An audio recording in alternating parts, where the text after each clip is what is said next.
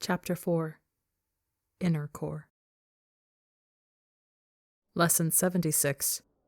Know your place. Know your duty. Never waver. They gave him a single room again this year. Of course they did. It's what you request every year, and he was going to turn down Zetho's fucking son. And it's as nice as a dorm can be nice. But at the moment, it's never felt more like standing in the doorway to a jail cell. One of Ronbu's hands is locked and braced around the edge of the doorframe, knuckles bleeding ash gray with how hard he's gripping. Doesn't know if he's trying to force himself forwards or back. Forwards. Forwards. It's always forwards. It's always over the side. Give in, give up, you know where you belong. Things giggle from the gutters. From doors that hang off their hinges. Everything in disarray since he came back from there. Hazy, woozy. Walls and floors dark, slick of his own blood. Hands holding him down, knife at his throat. Spiderweb of scars. Jagged stump poking out of hair, matted with blood. Your blood. Your reflection. Hate it so much. Collapsing in the tiny bathroom of the Asachi. Walls closing in, can't breathe, can't. Ronbu tries to blink his eyes and get rid of the fog clouding them, but it doesn't work. It's still there. Draped over reality like a rough-spun sack. And the skeletons howl delightedly from their unchained doors. Give in. Give up. Stay here. You know where you belong. And it's not out there. Not with the stars. Not on that ship. Not with him. His claws flex into the wooden frame, sore and aching from scrabbling frantically at concrete floors. But the pain helps drag him out of his head. Has him seeing his room for what it really is. Just a room. Just a small space to not sleep and take his evening meals alone. Sitting across from him, lantern throwing his face into sharp relief. He laughs at your jokes. He smiles at you. Meets your eyes. Heart beating out of time. What is this? Doesn't matter. Know your place. Know where you belong. Ronbu shakes his head, harsh, and pushes himself forwards. He has things to do, to unpack. He's staying. He's decided he's... Only makes it as far as the center of the room before his feet are stalling. Stuck, frozen, staring out the tall, arched window that faces over Mahari. Back towards the north side of the city, where the spaceports are. Where he left Tubbo. Hair messy and disheveled. Desperate hope in his eyes that's dying faster than you have time to think. And then he's gone, stumbling back, stumbling away, but it's better this way. It's better he leaves without you. Can't do this to him. Can't bring all your ghosts and ghouls into his life. It's not fair, not to him, anyone but him. Nodding his head dejectedly, Ronbu knows they're right. Stares at the light going ruddy gold as the sun sets. Brings his hands up to clasp behind his neck, and tries to figure out what feels off about the gesture. His claws flex at his own knuckles, trace over them like memory of sun-bright fingers wiggling through yours. Never been touched like this, never been so warm. Don't leave, can't go, know your place. And he knows where his place is. And it's not out there. Not where nebulas swirl like oil slicks and comets sing and sail through the night. It's not with him. That's right. That's right. Ronbu knows what he's supposed to be doing. Get his degree, get another, score well, make his family proud. Get a good position on the Imperial Senate, serve his planet, serve his people, serve his family. And his hands tighten frantically around the back of his neck. Panic seeping up from under his ribs. Hearing it like that, it sounds like a death sentence. Like being led by the hand up to the palace's roof. Forced to stand on the parapets.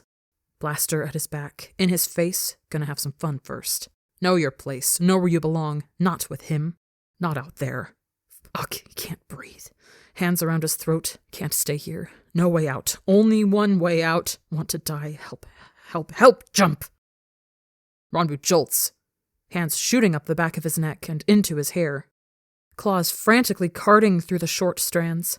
do nothing to calm his pounding heart. And his mind plays back for him. Blunted nails scratching across his skin, blazing, burning heat, never been so warm, never felt so alive. Don't leave. Please let me stay. He offered you. Froze. He ran. You wanted to follow after. Why didn't you? Why didn't you? Because you know your place. Raised you well. A good prince. A good son. Maliri praises. Or orders, he can never tell. But it doesn't make pleased tingles race up his skin like it has in the past. Sounds hollow compared to, good shot, sharp eyes, you're incredible, kinda amazing, you know that? And he doesn't know that. Never has known that, but it feels like he might have been able to learn it. If he had more time, if he had a chance. You do, she whispers. And Rambu whips his head to the side, desperately searching for any sign of her. So rare that she visits, treasures every second. Don't go, please stay, take me with you. And breathy laughter is at his ear, her perfume washing over him, incense smoke and stardust. I'm here. I'm always here. I'm always with you. Told you I'd never leave you, my darling one, my littlest. Mother whispers, curling closer, drapes over his shoulders like a heavy, comforting blanket. Do you believe me? Do you trust me? Will you listen? And he tips his head into hers, promising on a whisper. Always. Then go. She hushes, hands settling over his where they're clasped on the back of his neck, a gesture he can't ever remember doing before, walking along at his side down dusty roads. Hands on the back of his neck, worrying at each other, or flexing his arms out, grinning, and now you do it too. Mirroring, copying mannerisms of the person you might be bound to, the one you're never going to forget. Have to forget. You can't go with. Yes, you can. Mother whispers in a voice he swears he's heard somewhere else, dipping and pitching like the rise and fall of song. Like engines singing under his feet, hyperspace streaking past everything you've ever wanted but been too scared to take. And starlight fingers fit under his jaw, slowly tip his head up so all Rambu can see is the setting sun and Mahari's spaceport. Go. You know where you belong. Go with him. Take his offer. Fly out today. See the stars. Don't look back. Departing ships wink and flash in the golden light, like shining beads reflecting in dark hair. Smile that goes from tired to beautiful as she moves forever into your mind. Never left you. Not really. And Rambu swallows hard, Mother crooning from over his shoulder, from up above him in the voice of 1,000 twinkling lights, 1,000,000 worlds, a once-in-a-lifetime chance, everything he's ever wanted in an outstretched hand. Be my partner. Join the syndicate. Come fly with me. Go. Mother breathes. And he moves. Starts throwing things into the closest bag he can find, pries his circlet off his head and leaves it rattling against the wood of his desk as he bolts out of the dorm. Feet flying fast over white marble. Doesn't want to miss him, doesn't want to be too late. Mother's voice carrying far above his head, sailing off into the jeweled-toned sky like the rumble of fading turbines. Travel the stars. See the universe that loves you. Come find me. Come find yourself. You were supposed to sit and listen. You weren't supposed to go. Something flashes by, out in deep space. Hurtles so quick, Rambu would have missed it if he'd blinked. Makes an educated guess it was probably a meteorite or something, given its overall size and relative speed. He waits, patiently, to see if there's more. Maybe it'll be a shower. Wouldn't that be nice? Wonder if he'd like to sit with me, his head on my shoulder, tail around his waist. Miss him so much. But Rambu slams the door shut on all that, nervously taps his paper against the floor, tries to find something to distract himself with. Space sprawls before the observation deck's windows, a depthless void with 1,000 catching stars that shine and throb. Winking navigation light of ships coming and going, bright flare as they jump to warp, leave after images searing into his eyes until he blinks, wipes them from existence, and waits for another round to bloom to life. Ranbu feels like his stomach is in knots, claws nervously shredding the paper he's been crinkling to death, fussing at the corded bracelets on his wrists, keeps fidgeting with excess energy fueled by adrenaline and nerves. Ancients, he wants this to be over already, to get rid of this aching, sick, queasy feeling that sends his pulse roaring and spiking, whites his vision out as panic swallows him whole, like the unforgiving inky black of the sand seas. Checking his handheld, for the time, like he has been these last 10 minutes or so, another shot of nausea lances through him, heart tripping sick and fast in his chest. Ranbu hunches over to prop his elbows up on his crossed legs, hands clasping to the back of his neck. Almost 15 minutes late. Fucking hell, where is he? You just want this to be over already. Doesn't he? Maybe he doesn't care. Maybe that's why he's not here. Take a hint. Get a clue. He's done with this.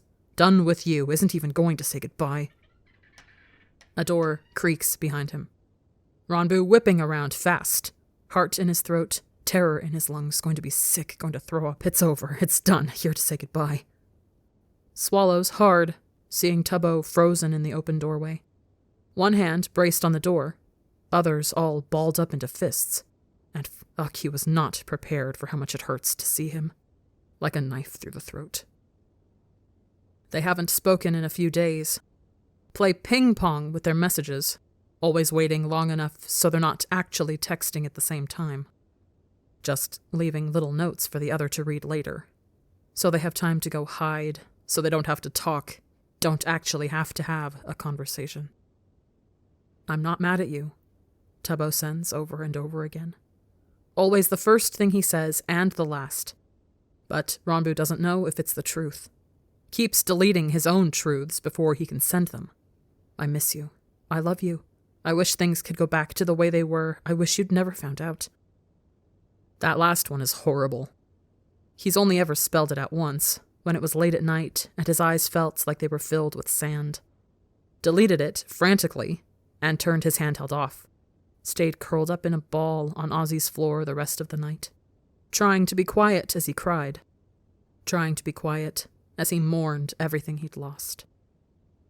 And seeing Tubbo right now, standing a mere 15 feet away, but knowing he's not allowed to hold him anymore.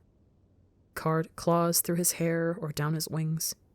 Knowing that it's over, that it's done. That he's not Ranbu's husband. Never has been, never will be. Feels like a slow death. Finally, easing forwards, Tubbo lets the door swing soundlessly shut behind him. Drops his eyes to the floor as he shuffles closer. Head hanging between his shoulders like he's accepted defeat. Like he's given up, like it's over, like this is the end, came to say. Only tips his gaze back up when he's a few feet away. Hey. He's got dark circles under his eyes. Skin around them red and irritated. Fingers digging into eyes, wiping away the tears that won't stop. Can't sleep, isn't sleeping, and it's because of you. And Ranbu feels like he's inhaled a mouthful of sand as he croaks back. Hey. Tubbo fishes out something from one of his pockets. And for half a second, Ranbu loses grip of reality and thinks, it's a bead. But it's too big, it's just a can. Alternating dark and light greens. He woodenly takes it as Tubbo holds it out for him, hand dropping away fast before they can accidentally brush. Sorry, I'm late. I stopped by the mess to get you a ginger soda. Figure you might be anxious. The can is lukewarm in his hands, which means it just came out of the coolers, probably. Thought about you. Thinks about you. Knows you so well. He at least still cares. And Ranbu looks up at him helplessly. For once, is glad Tubbo won't meet his eyes. I Thanks. He nods his head and moves to sit down. Not close enough that they're touching, but a friendly distance. But there's still that distance now. And the two of them sit for a second and try to figure out where to go. So much has happened, it's a little hard to remember the beginning, when partners meant teammates and not my forever. When I love you was just a thing Ronbu heard in his dreams, and Tubbo didn't look so scared to open his mouth. Back when things were easier. When Ronbu hadn't gone and mucked it all up. So desperate to be loved, he was willing to take whatever he could get, even if it came at the cost of the relationship he held the most dear. If there are any mercies in life, and Ronbu is fervently hoping there are, if he's done this right, things should go back to how they were before Apode, before Jiayuet even. Go back to what they always should have been. Partners as teammates, as friends. That's how it should have stayed, but you couldn't control it. Let it spiral out of control, became a monster you couldn't tame, and now look where you sit. Space unfolds in front of them, like the most mournful of gifts, and sitting side by side, staring out at it, reminds Ronbu of sitting somewhere else, staring up at a red sky with sand under his palms and 1,000 opportunities burning just out of reach. Looking over at him in the fiery light, seeing the joy and wonder on his face as he stared at the stars. Something turns over in your chest, breathes to life. What is this? And what Ronbu wouldn't give to go back through time and snuff that spark out, to cup it in his palms and gently curl his fingers over it. What a mess you've made. Father sighs, and distressingly, Ronbu agrees with him. Wishes he'd been stronger, that he could have seen the reality of the situation sooner. Because despite everything he and Tubbo have been through, it somehow feels like they're further apart now than they were back then. How do you want to do this? Tubbo asks, softly, but all it sounds like is, I don't know where to start, how to try and fix this. And smoothing out the wrinkled-to-shit paper, Ronbu clears his throat. Heavy doors swinging open before him, stepping out onto center stage, know what to say, know what you need to say. Tongue thick and heavy in his dry mouth. Can I start? Yeah, go right ahead. He can see Tubbo turn to look at him out of the corner of his eye. But Ronbu only has eyes for his paper. Neat lines filled with his cramped, shaky scrawl that he spent the better half of the night agonizing over, wanting every word to be just right. Doesn't want to say anything he's not supposed to. Love you, miss you, please stay. Don't go, stay with me. I'll do anything. I'll behave, please, please. Cracking boom. Slam the door. Shut it out. Calm down. You have this under control. You have it under control this time. Chains rattling into place like they mean it. And taking a deep breath, Ronbu starts reading. Tubbo, you have no idea how incredibly sorry I am. Please believe me when I say I really do have the utmost respect for you as a person and individual, and... Fuck, his voice just cracked. Can't be doing that already. He's barely a quarter of the way through.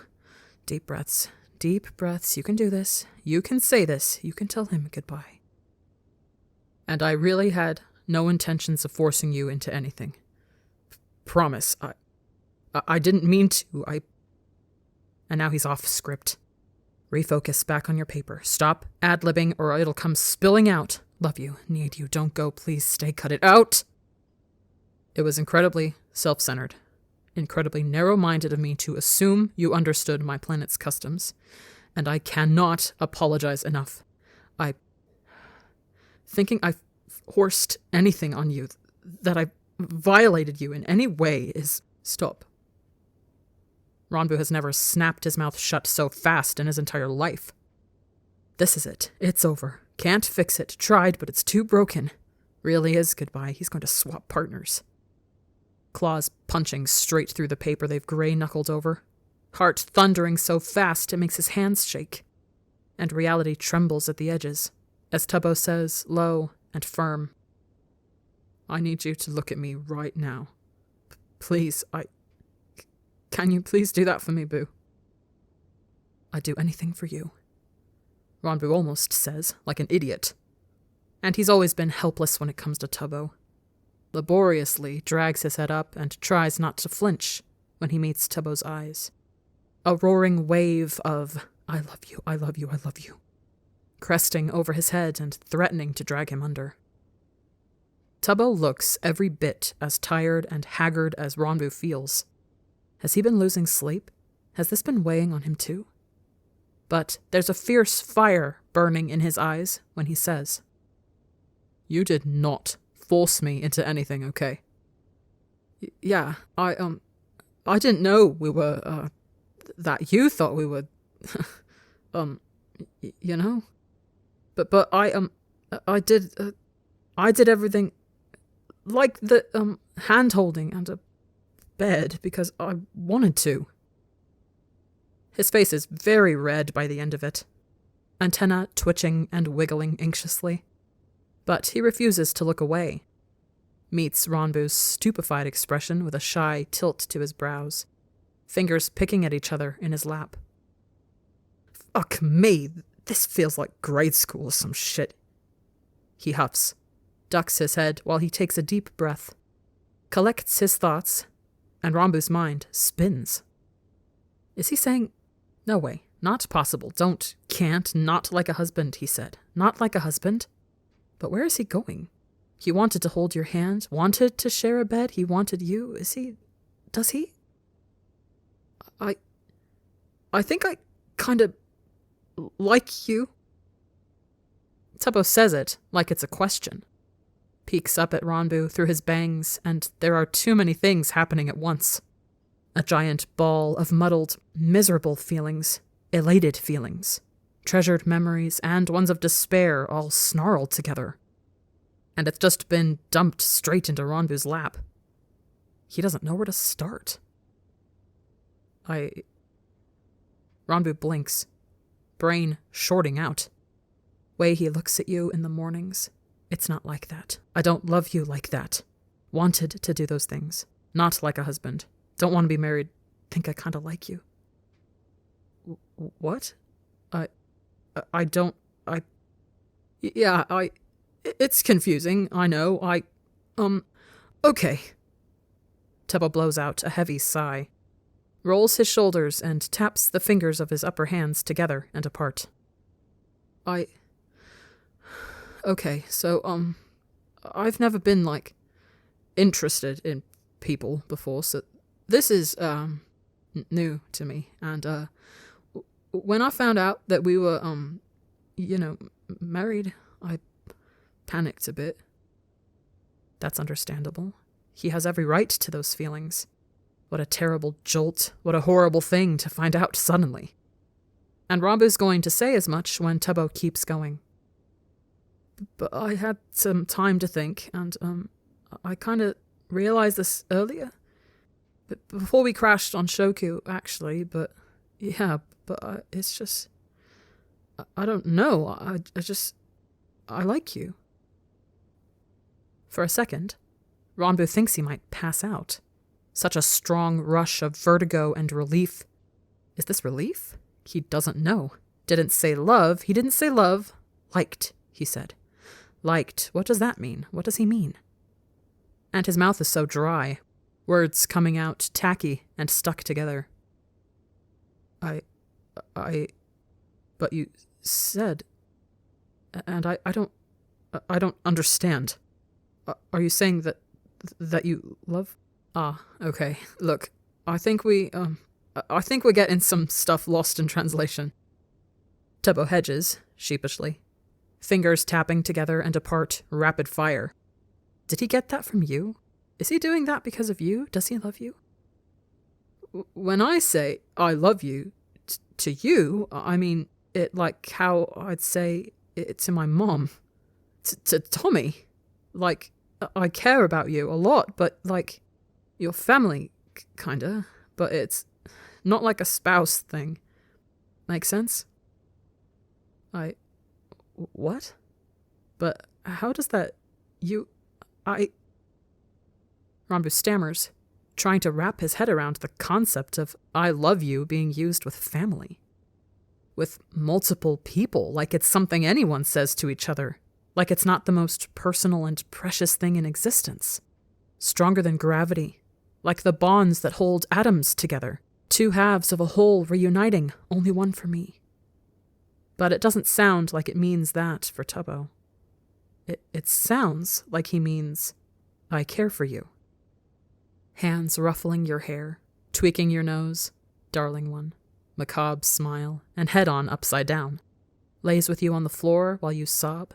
Kostka, affection burning so strong in your chest. But it's different. It's different planets, different customs, different understandings. Oh no. He stares at Tubbo, confused and worried. Tender, fragile, stubborn hope struggling to grow in his chest. And Rambu can't get the words out, but it looks like Tubbo's putting the pieces together anyway. Lost in translation, lost in the stars, light years apart. Thought you were so close, but you're on opposite ends of the universe. And Tubbo sounds terrified to ask, like he's afraid of the answer. What do you mean when you say, I love you? Only one for me. No one else will fit. Dual orbiting suns, ties like molecular bonds. A single entity broken apart but reunited through us. It's you for the rest of existence. My other half, everything I never knew I wanted, that I was missing, that I can't live without, my heart, my sunshine, my... everything. Rambu wheezes. Crumples over to rest his elbows on his knees. The hope that's been building yanked right out of him viciously. And he slips his eyes shut, voice tripping up weird. I love you doesn't just mean I care about you deeply. It means this is it. This is where I'll stand for the rest of eternity. And I don't think that's what you want. It goes deathly silent after that last word warbles free. And it's answer enough that it's over. Got your answer. Knew what it was going to be. Don't act surprised. Care for you, but not like that. Never like that. The sobs are coming. Rambu can feel them, building up under his ribs like sandstorm clouds on the horizon. Inky and dark and full of freezing, grating particles tearing at his throat. When Tubbo swallows, it's audible. Sounds like he's got something stuck down his throat, too. You want to be with me forever? Rambu barks out a hollow laugh. Finds bleak amusement in how shocked Tubbo sounds. Like he can't put two and two together and see how much Rambu cares for him. And running his hands around to the back of his neck, Rambu squeezes gently. I thought we were married, Tubbo. Of course I want to be with you forever. Holy shit. Queens, I'm so sorry. I didn't know if... Don't. Rambu begs. Cry, punching out, ragged with the word, and he gives up on trying to stop them. Different people, different planets. Can he even feel for you the way you feel for him? Letting his shoulders shiver and shake as he sniffles. Please just don't. I get it, okay? You don't have to say it, I get it. Care for you, but not like that. Come from separate places, unique peoples, it's not the same. We're not the same. The way I feel for you isn't the way you feel for me. And a soft wail spills free. Sand slipping over the parapets. Head disappearing under dark granules. Got you, and they're never letting go. Claws raking back through his hair. The entire unbound curtain of it. Had everything and lost it. Not true. Can't lose what's not yours. I'm sorry. Tubbo insists anyway. Tears in his voice now, too. This thing between you, ripping you both to shreds. Unstoppable gravitational force. Orbiting suns, knocked out of alignment, going to destroy one another. I just don't know if I want that kind of commitment. Like, I like you. Can't we just go back to how things were? Not put labels on this, just be us? Go back to holding hands, but with the intention of letting go. Crawling into bed into each other's arms, but not with the promise of staying. You saying I love you and meaning forever, and he meaning for now. And all of Ronbu's hair bristles. Low growl rumbling in his chest as his ears flick back. Indignation and agony lighting up under his skin, because that's his Cariad. That's his Cariad telling him he wants no strings attached. There's nothing casual about being Cariads. It's not something you fall into and out of like the sand tides. It's a promise, written in your blood, written in the stars. Something as constant and unwavering as the ground under your feet, steady and rock solid. Or it's supposed to be. Ranbu knows he loves Tubbo with all the searing promise of eternity, has been treating him as his forever for months now. And if Tubbo hasn't felt anything like that by now, he's never going to. I want that kind of commitment. Ranbu hisses, drops his hands and looks up at where Tubbo's staring at him with a pinched expression. Brows drawn down low and mouth pushed to the side, tears brimming in his glassy eyes. I want forever. You're my Cariad. I don't know what that means, Tubbo pleads. And it's insane to think that if Ranbu had simply recited the ceremonial words the first time he braided Tubbo's hair, none of this would be happening. Shudder rolling up his entire body as he huffs, broken. It means you're it for me. My one and only. There'll never be anyone else. It's you, Tubbo, for the rest of my life. How can you be so sure? We haven't even known each other that long, and you want to spend the rest of your life with me? I don't understand. Tubbo rears back a little, like he's trying to get out of the way of an oncoming attack. Hands checking his wrists for gold bands, for shackles, scared, trapped, nowhere to go, no way out. And why is he reacting like that? What's he worried about? It's not like there's anything to... Oh. Ranbu hadn't even thought about it like that. How Tubbo's core traits could bleed into the way he views personal attachments. And it's only hitting him now. How Tubbo is inescapably and devastatingly a pilot at heart. The drive to go, to see, to do, to leave things in his star trails. So ingrained in him, it means he's not looking for anything permanent. He's not looking for eternity. And it's not like Tubbo doesn't care for his friends, for his family, for Ranbu, but he values his freedom more. It's why he's here with the Syndicate, still out running missions and traveling the stars, risking his neck instead of finding some out-of-the-way planet to settle down on and lead a quiet life. Tubbo doesn't want a quiet life. He wants adventure, freedom and opportunities, and being with Ranbu costs him that. Forever? Are you sure? Really?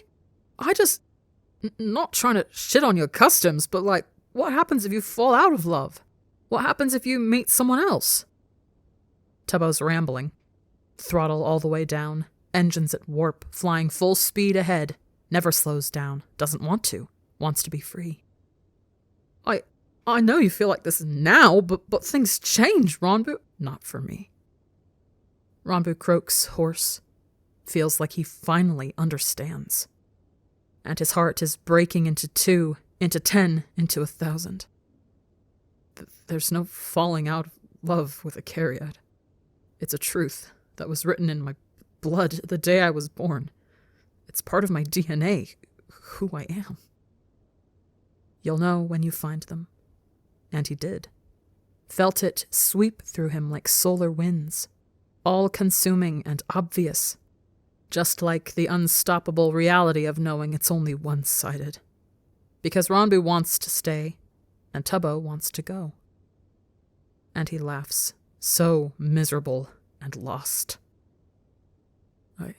I was made to love you. But I guess you weren't made to love me. That's it. The end of his sentence pitches up sharply, and Ranbu jerks his head away, hair falling like a curtain as he blatantly hides, masks the way his brows curve sharply inwards, but does nothing for how his shoulders shake, clear indicator for the cries that ache and burn under his ribs. That's it. It's over. It never started, Father points out, unhelpfully. How can you mourn something that was never there, that wasn't even real? But it was there for Ranbu. It was real to him. And he slumps over further, feels like he's had a neutron star dropped across his shoulders. I'm sorry. Oh, I'm so sorry. Mother hushes gently, frozen hand smoothing across his back, lightening the load marginally. Shouldn't have happened. Shouldn't have been this way, not like this. Don't let it end like this. And Ranbu knocks his head into hers, whispers, I have to. And he does. This isn't something he can force, would never be something he'd force. And if what Ranbu wants doesn't align with what Tubbo wants, he just has to let go, to move on. Except there's no moving on from this. Not really. Ranbu's never going to forget Tubbo. His heart will always know him, always look for him, but that doesn't mean he has to listen to it. I really don't know what to say. Tubbo wheezes, like he's had the beating of a lifetime. And it sounds like he thinks he owes Ranbu something. Like somehow any of this is his fault and he needs to apologize. He couldn't be more wrong. This entire mess is Ranbu's fault. Should have sat down with Tubbo at the beginning and explained things. Made sure they were on the same page, but he didn't think about that. He was just so afraid of ruining things. Always had the half-coherent thought at the back of his head that if he did one thing wrong, Tubbo was going to leave him. Forced his mouth shut and kept him on his best behavior. It's a bit late for an epiphany like this, but Ranbu is suddenly and painfully aware of the fact that he was so scared none of this was real, that at the start, he hadn't wanted to question things out of fear of being proven correct. And look where that landed you, right where you always feared you'd end up. Ranbu thinks bitterly. Sucks in a shaky inhale through his teeth, forces it into his trembling chest, and waits a beat. Already lost your Cariad. Now one misstep away from losing your best friend. Fix it. You have to fix it. Lets it go, and says as evenly as he can, You don't owe me anything. The only things you need to say are if you forgive me, and if you want to change No! Ranbu jumps at the sudden volume of his voice, shakes his hair back and stares at Tubbo wide-eyed. He's leaning forwards across the floor, lower right hand braced against the carpet to help keep him upright. Such an agonized look on his face, it makes whatever's left of Ranbu's heart dissolve away into loose sand. Tubbo starts and stops, face crumpling inwards like a piece of buckling hole, and the tears finally slip free, race down his cheeks like shooting stars. If that's what you want, but I don't want to stop being partners, being friends with you, Boo, I really don't. I don't either. Ranbu whispers, ducking his head as his lower lip trembles. Distance between them growing eventually, becomes too big to cross. Different rooms, different ships, different people at their sides. Ears pinned back flat. I don't want to lose you. And I'm scared I have... Oh, Bo, I'm sorry, I'm... There is the briefest touch at his knee. So feather-light and so fleeting Ranbu thinks he's imagined it for a second. But he catches the darting blur of Tubbo's arm moving back, hears him hush. You haven't lost me. I'm still here. I'll always... shit. I don't know how to say... But you're my friend, and you always will be, okay? And I do forgive you. I was never mad, Boo. I know it was an accident. You didn't do anything wrong. I thought you were my husband. Ranbu grumbles wetly, sniffs hard, and focuses on his breathing. Abdominal muscles starting to hurt from the amount of crying he's done. Hears a sharp inhale and glances up pointedly at Tubbo. See, did something wrong. Makes you scared, makes you uncomfortable. The arch to Ranbu's eyebrow says. And Tubbo's so stubborn. So impossibly stubborn. Narrowed eyes snapping. Nuh-uh, no. It's not going to argue with you. Think I'm going to win? No, I'm going to win. You can't win everything, Ranbu wants to say. More exhausted than he's ever been in his entire life, remembering. You can't have everything you want, Ranbu. And ancients has he never understood that more. It was an accident. You weren't trying to trick me or anything. It was just an accident. Tubbo stresses, upper hands gesticulating to emphasize his words. Slicing and waving through the air. Cut it out. Knock it off. I'm right. You're wrong. And his antenna bob up and down real quick. And I'm sorry for not realizing sooner how much this all meant to you. None of this was you. Ranbu, I swear. Tubbo huffs, tired, but fond. Barest quirk of his lips up as he shakes his head. If you're blaming yourself for not knowing about my culture, I can do the same. I should have asked what the braids meant sooner, I'm sorry. You didn't know. Ranbu murmurs, but Tubbo dips his head forwards, mouth set into a firm line. I should have asked. It falls off into a solemn silence. The explosive, mounting tension from earlier long gone, but it still hurts. Twinges and throbs along the edges. What could have been. What never was. What hopefully will be. But it's better. Kinda like the aching relief of having a wound cleaned. Maybe we'll have a chance to heal now, to move forwards. Ranbu thinks. Knows there's no moving on for him, that he's going to love Tubbo until the day he dies. But he's well versed at hiding that. Wall it off. Close the doors. Spiral that maze tighter. Throw up chains. Throw up locks. Wish you could forget. Stop trying to remember. Move on. Walk away. Leave it all behind you. If only it'd stay gone this time. But Ranbu thinks it might. Because now, whenever unrealistic hopes rise, he can sit them down and play again the memories of Tubbo sitting across from him, white as a ghost, stammering he doesn't want an eternity together. So, where does that leave us? Tubbo asks, unsure. But he doesn't seem as far away as he did earlier, like they're not in different galaxies anymore, just on different planets, and Ranbu can work with that. Hauling himself upright, he methodically stacks everything up in an empty room. All the I love yous and quiet mornings, hands in your hair, caressing your cheeks, dancing and laughing and sitting close enough their knees brush. Locks it all away with chains made from care for you, but not like that. Think I like you, but not enough to promise. Suggests just as hesitant. Friends? But despite his best efforts, the word still rolls off his tongue, hollow. Can't even come close to defining the massive, swirling nebula of emotions Ranbu feels for him.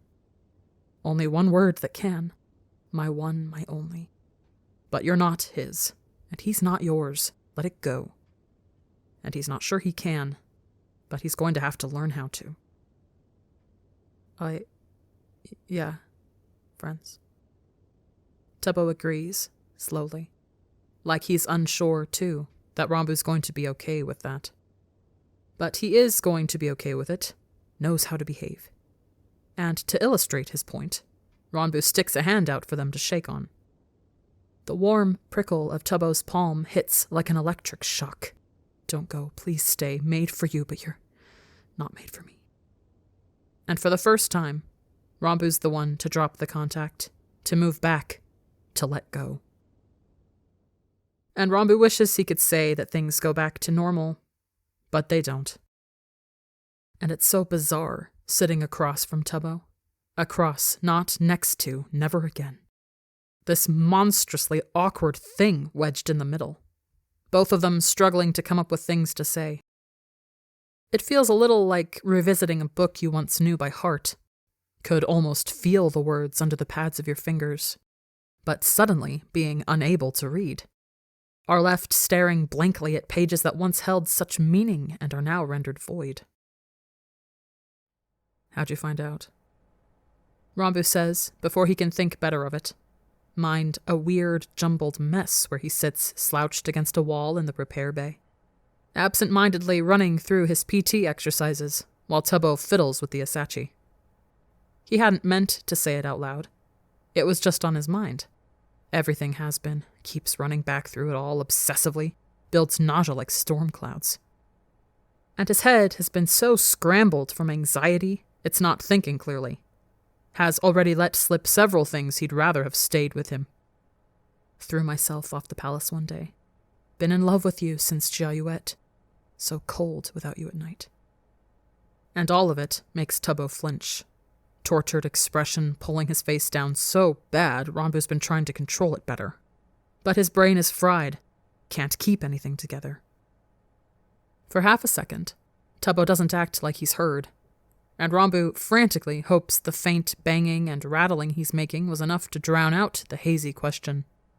But then Tubbo looks up, and Rambu realizes the hesitation was just because he doesn't want to say it. Jack, my old classmate, he, when I called Tommy that night, he popped in and said hello, and Tubbo shrugs, going back to whatever it is he's working on. Hair shaking down into his eyes. He recognized it immediately. He takes a lot of intergalactic relations classes, so, yeah. Makes sense. Rambu murmurs, distracted. Getting sucked into a horrible scene his mind is too excitedly building for him. Tubbo laughing and joking around with Tommy. Bede catching in the light. The questions that come up. The explanations he doesn't have. The one he doesn't want to hear. Fingers frantically trying to undo the braid as fast as possible. Pulling out all the care and love woven in there because it's not wanted, because you're not wanted. What did you expect? Honestly, I've always told you the truth. You just never listen. Father muses off to the side, and Rambu leverages himself to his feet, room spinning a bit from head rush. And he might tell Tubbo bye, or he might just leave, he's not too sure. Just know he needs to be somewhere else, now. Ends up on the observation deck and tries to forget who he is, staring out at the stars. It's hard, readjusting. But Rambu's done it once before. Dark halls, teal lights, eyes and daggers winking in the gloom, melting into warm gray walls, colorful posters, hearty laughter, and genuine smiles. And he knows he can do it again. He makes a list of rules he needs to follow and plasters it up everywhere in his maze of hallways, reminding him to step back, step away if he sways too close, to not voice the affections that simmer under his ribs like noxious fumes, to try and keep his distance. They stop sharing a bed, and both of their sleep schedules go out the window, hard enough adjusting to being alone again. But the added stress of this whole fiasco spurs on a vicious round of nightmares for them both. Rambu can never remember his clearly. Tubbo wishes he couldn't. Half of the time, one of them wakes up screaming to find the other crouched at their bedside, trying to calm them down while the room fills with smoke and rumbles like a ship falling out of the sky. It's so tempting to give in. Ancients, it's so tempting. But Tubbo only suggests it once, after a few days of little sleep, question quietly hushing out in the dim space of their room. What's the big deal? Just so we can get some sleep. Used to share hammocks with cousins all the time. And Rambu stares dead up at the ceiling and croaks out, "No, it's a big deal to me." Physical touch is not something he's ever done with friends, barely even with family. And it's not fair to himself to get his hopes up like that, to fall asleep in Tubbo's arms with the deluded notion it means something. So neither one of them sleeps for a while, but they learn to be alone again. And Rambu thinks that's going to be the end of that. No more casual touches, no more fingers laced together or hands in his hair. But then he has to start sidestepping Tubbo in the halls. Rambu keeps finding fire-bright fingers touching at his hands or trying to curl around his arm. Has to break contact before he can sink into it like he desperately wants to. And it just keeps happening. Tubbo reaching out for him like nothing's changed. "I'm sorry, it's just muscle memory or something," Tubbo pleads after Rambu snapped at him. Tone growing sharp and mean like it only ever gets when he's strung out emotionally. It's been a long day. He was tired. His hands won't stop shaking, and he'd broken something at the repair shop because of it. Old fears and worries eating him alive. Did his head heal correctly? Will his aim ever be what it was? So he really didn't need his ex-whatever trying to hold his hand on top of it all. "It's fine," Rambu huffs, raking claws back through his hair, and it's really gotten long. Tickles down past his shoulders. Maybe he should get it cut. What's the point having it long anymore? Twists a lock of it around his finger as he sighs. "Just try not to, okay? I'm trying to forget, and it doesn't help." And yeah, Rambu can't forget anything, but he's trying to, for once. Throws himself into doing whatever he can that will take his mind off Tubbo. He puts in extra hours at the repair shop, lets soldering sparks zap his fingers instead of electrical touches. Actually starts learning proper hand-to-hand combat from Dream. Stays late until his body is aching and he can drop into bed and not miss 2 sets of arms. Hides out in Ozzy and Monto's dorm more often than not. Starts to know everyone on their hall better than his own. Rambu remembers something Ozzy told him once. Don't mind the extra work. Helps keep the depression at bay. And he finally sees they were right. Staying busy keeps Rambu's mind distracted, and it lures it away from spiraling too far off the deep end. Only downside being, he hardly spends any time with Tubbo these days. It's not like they never see each other. They go their separate ways in the mornings, sure, and Rambu doesn't bring him lunch anymore, but they usually catch dinner together. Sit on opposite sides of the table and recount their days, always trying to drag stories out so they're not left in awkward silence. Sometimes their other friends join them, and it makes everything so much easier. Conversations flowing fluidly once there's a big enough group to hide their awkward silences behind. "Oh hey, Ran, we're still good for training later?" Elav asks when there's a break in conversation. All 8 of his eyes blinking at different times. Weird little quirk Rambu begrudgingly finds endearing. And he nods, agreeing easily. "Yeah, of course. Same time as usual?" "You know it." Elav grins. Red teeth startling against those night-dark gums. Claps Rambu on the arm good-naturedly. Spindly fingertips drifting up to tug on the end of his ponytail lightly. "Make sure you tie this back better or something, yeah? Don't want to step on your hair again." I will.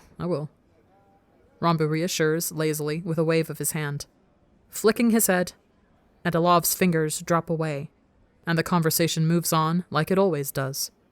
Rambu not realizing until they're on their way back to the room that Tubbo has been quiet for a while. "You good?" he asks softly. Really has to squash the urge to reach out and touch him, trail fingers along his shoulders, or bat at his wings with his tail.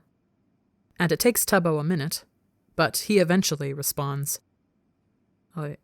Yeah, I just... How long have have you and Olaf been, sparring? That's not really what he was expecting. But humming in thought, Ranbu works back through his mental calendar. Eventually lands on somewhere close to when they got back from Shoku, after the medics had cleared him for more strenuous exercise.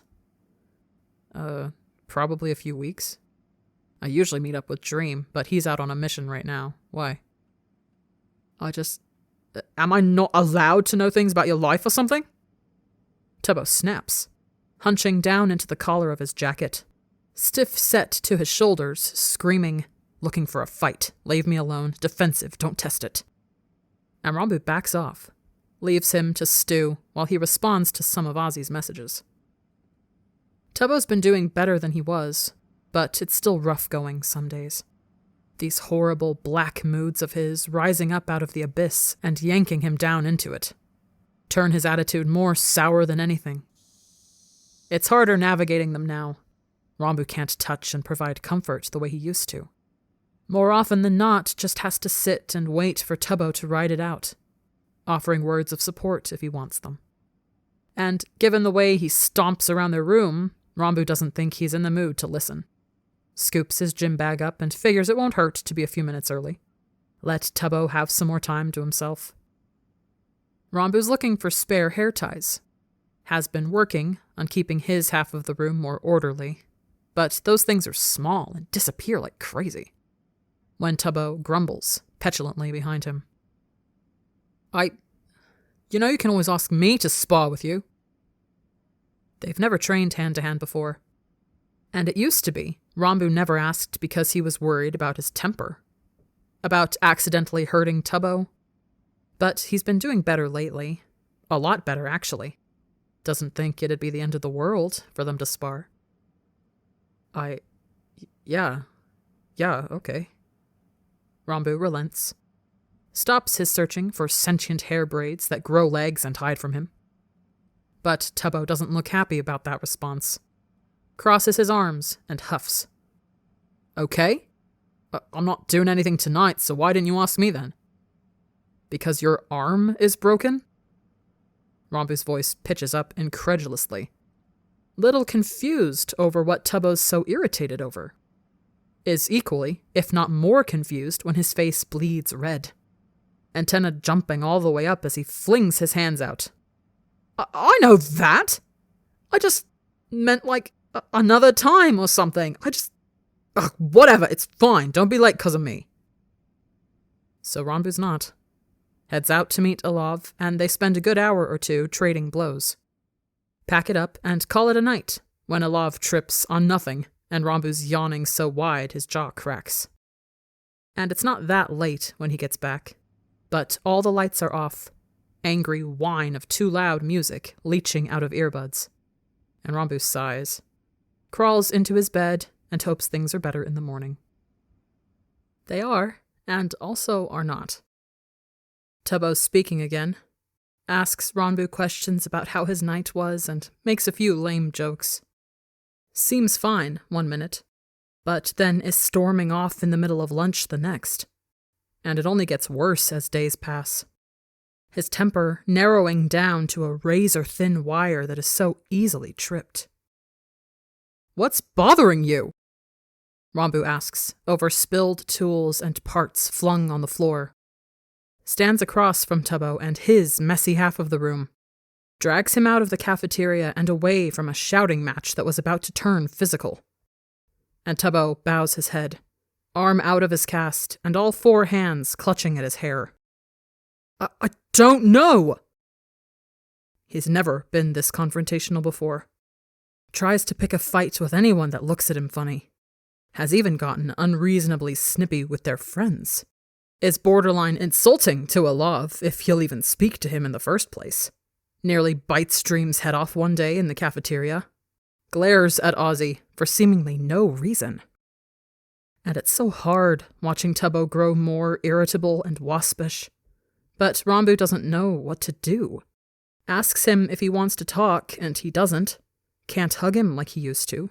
Can't tell him he loves him like he used to. Can only remind him he is cared for and a good person. Maybe spread a friendly hand out along an arm if he so dares. Ranbu has to be careful, though.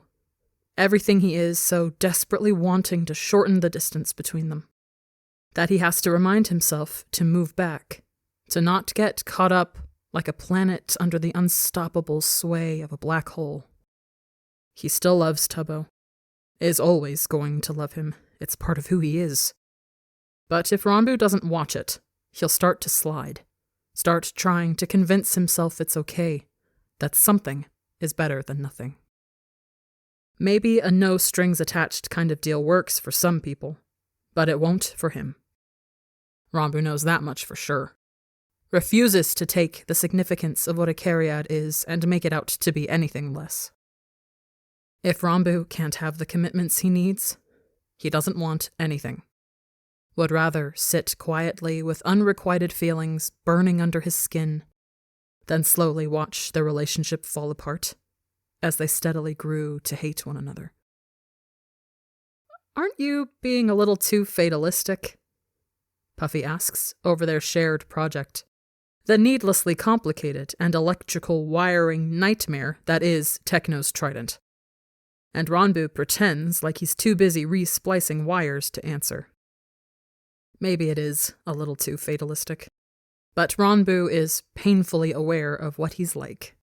Knows that if he tries for casual, and no promises, he's only going to start pushing more and more for Tubbo to commit. To sit down, stay in one place, put his braid in Ranbu's hair, promise there will never be anyone else. And that when he doesn't get it, resentment is going to grow like an invasive vine, strangling whatever they could have had.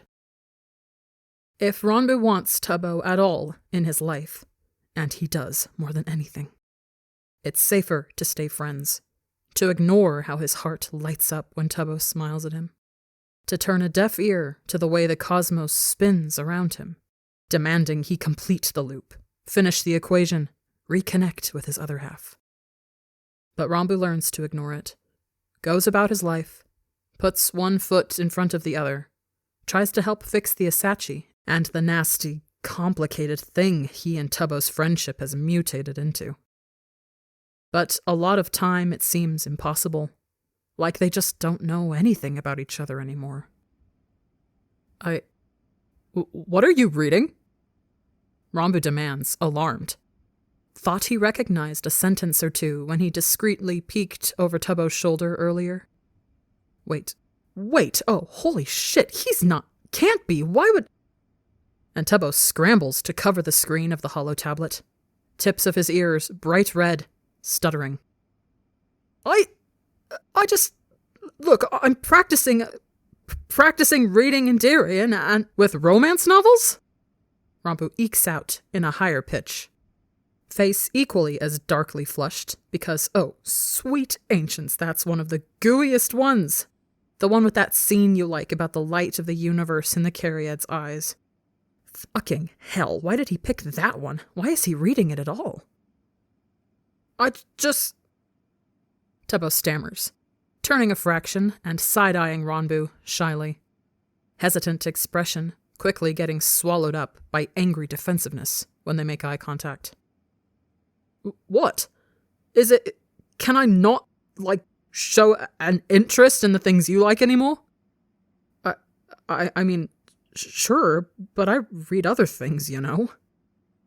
Ranbu stresses and wrings his hands together, embarrassed beyond belief over what Tubbo must think of him now, reading the sappy confessions of love and undying devotion that have always pulled at Ranbu's heartstrings. If you want to read something I like, I can recommend you some scientific journals.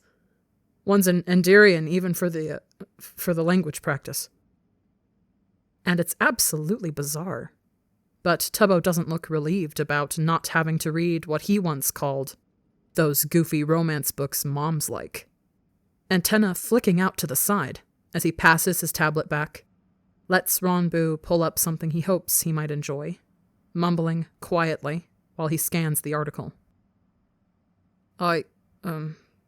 Yeah, thanks. He still hasn't read past the introduction a few days later when Ranbu asks. blusters his way through some excuse about being too busy finalizing the last of the repair work. But all Ronbu can think about are the many times he's caught Tubbo with his tablet out. And for his own sanity, doesn't ask what he's been reading instead. Things are messy. Things are complicated. Ronbu keeps stepping back in the hopes that it's going to fix whatever it is that's off between the two of them. But it's like every time he goes to pull away, turn his back, shake his head, keep the words locked behind clenched teeth, he's propelling them further and further apart. Hey, my birthday's coming up. I'm going home. And I was wondering if you wanted to, come with me. Tubbo haltingly asks, where they're both sitting on the Asachi's restored cockpit. Eyes glued to all his screens, while he makes sure everything's working like it's supposed to. But his antennae are flicked in Ronbu's direction. Ronbu starts and stops. Doesn't know what to say. Can only think about the last time he was on Appidae. How much has changed since then. Oh, ancients of the fucking deep, does Sissa know? Nervous spike of panic, making his tone jump into something harsh. Why would you want me to go with you? Tubbo stills in what he's doing, hands resting limp on the controls, defeated set to his shoulders as he turns to face Ronbu. Looks at him, like he's not sure who he's looking at. Because you're my friend. But he doesn't sound sure. Like it's finally getting to him too. The weird silences, the way things don't feel like they match up anymore. Puzzle pieces they thought fit together perfectly, only to find out they're from two separate puzzles.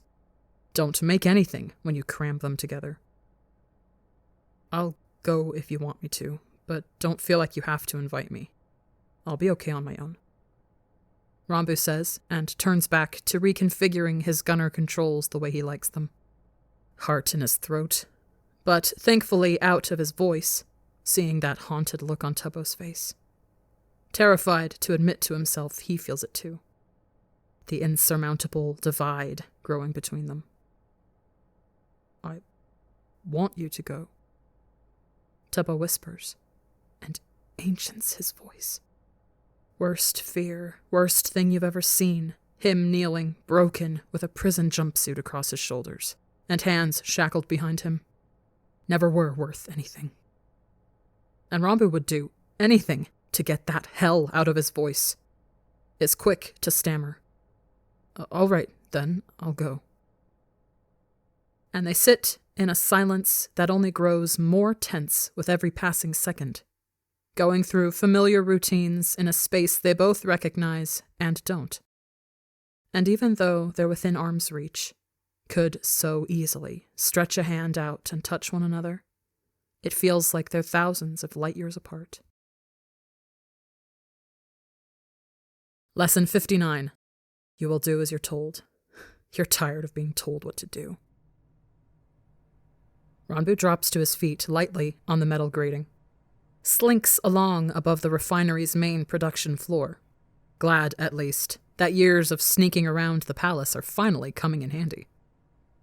Only thing you're good for are situations where no one needs to notice you. Isn't that pathetic? Resha croons over his shoulder.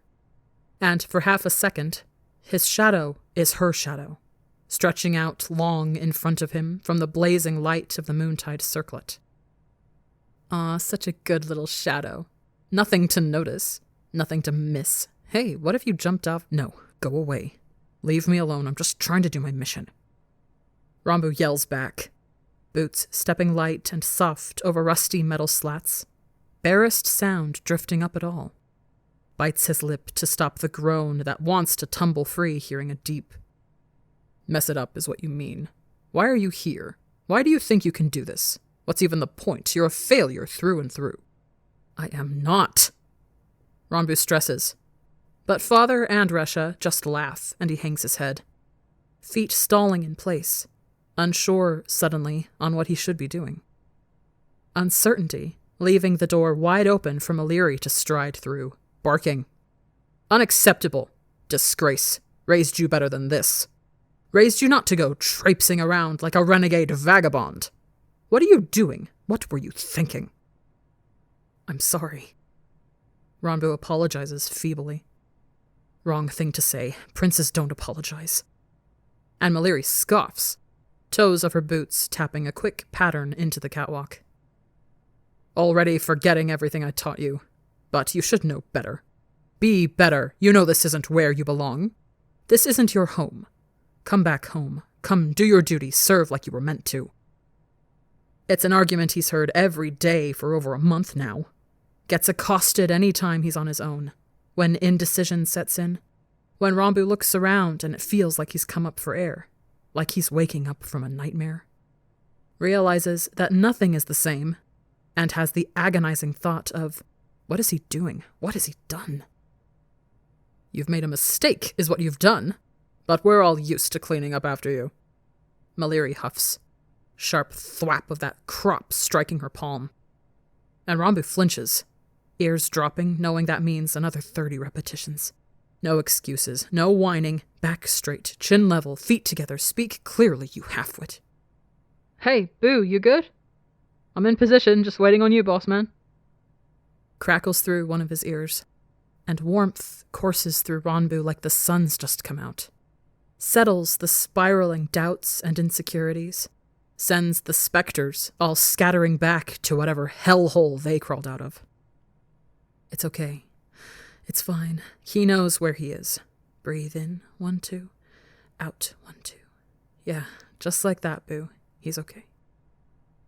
And reaching up with one of his hands, Ranbu taps the receiver, keeps his voice low but understandable.